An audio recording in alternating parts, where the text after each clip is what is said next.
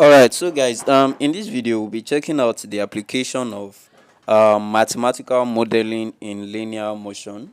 So if you've watched the previous videos that we've done other videos on mathematical modeling in motion and population model. So this is a different model, though it is a mathematical modeling in the aspect of physics. So the objective for this video is that we want to derive the equation of motion for a linear pendulum. Then similarly we analyze its behavior under small and large angular displacement. So we start from linear pendulum. A linear pendulum consists of a mass attached to a rigid rod or string of length L. So after this part, I will show you the video, I mean the diagram, where we have the representation for this. So the pendulum swing under the influence of gravity. So these are our observation. The motion is characterized by the angular displacement theta from the vertical equilibrium position. So before the diagram part, let's check out the key components in linear pendulum. So the major key components that we have is the mass at the bulb at the end of the rod. We also have rod L, that's the massless rod of length L. Now, two different forces are acting on this body. The first one is the gravitational force. The second one is the tensional force T. And of course, the gravitational force is always negative. That's F equals to minus mg. So because it acts vertically downward. So we have tension T, which is the second force acting on the pendulum along the rod towards the pivot point. So let's check out the diagram. So as you can clearly see from the diagram, we have our pivot, we have the tensional force, we have our mass m, which is mg, we have the length of the rod, and we have the angle, the displacement, the angular displacement theta. So these are the major things that we'll put into consideration before deriving the equation for simple linear pendulum bob. Now let's consider, we are considering different coordinate and the unit vector.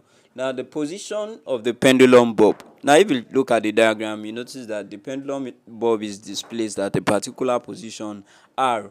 Are you getting it? And of course, since it is displaced, it created an angular displacement theta. So we have the position, we also have the displacement, angular displacement to be precise. So position is r, angular displacement is theta. So in this case, we can say that the position that you have, which is r, is equals to the length. I get me. So the length, that's the length of the rod, and theta is the angular displacement from the vertical region. So those are the polar coordinates that we have. Then similarly for the unit vectors. Now the unit vectors that we are using is going to be according to the displacement. That's why you notice that we have what we call the radial unit vector and the tangential unit vector. So for the radial unit vector, we have cos theta I plus sin theta j.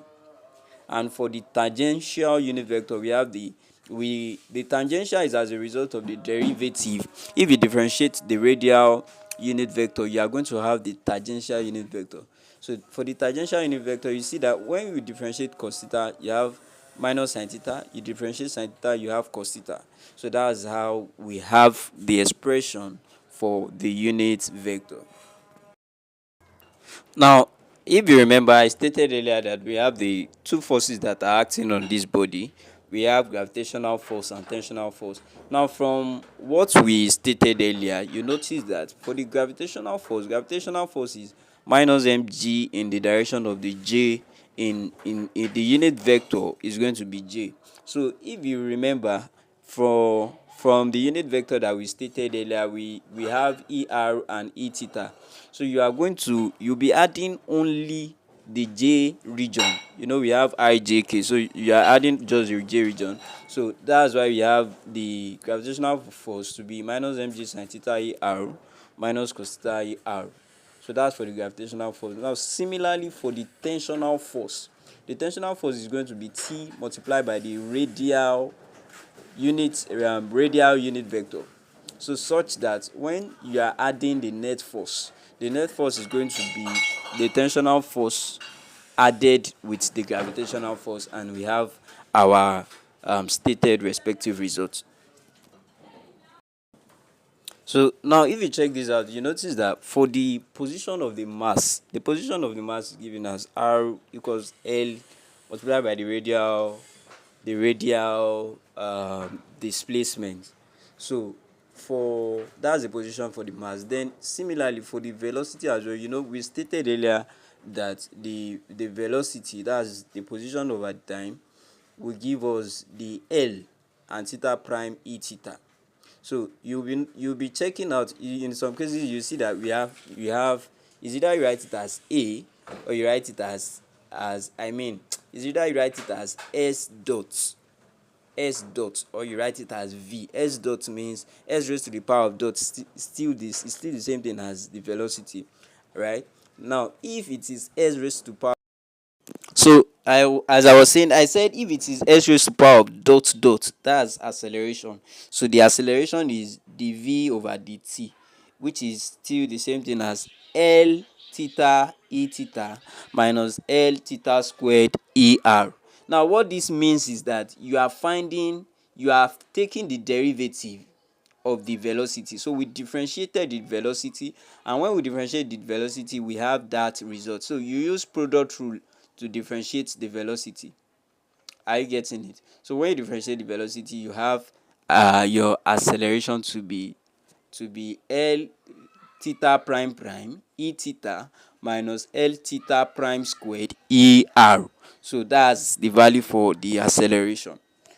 So the next part is that we equate all the tangential components together. The tangential component that we had earlier was minus mg sin theta and ml theta prime prime. So you simplify that, you make the acceleration, the tangential acceleration, the subject of the formula, which is theta prime prime, which is equals to minus g over L sine theta. So this now become the equation of motion that we have. So this is the last part. So we use Taylor series expansion to expand sine theta, and we have successfully proven the simple pendulum equation.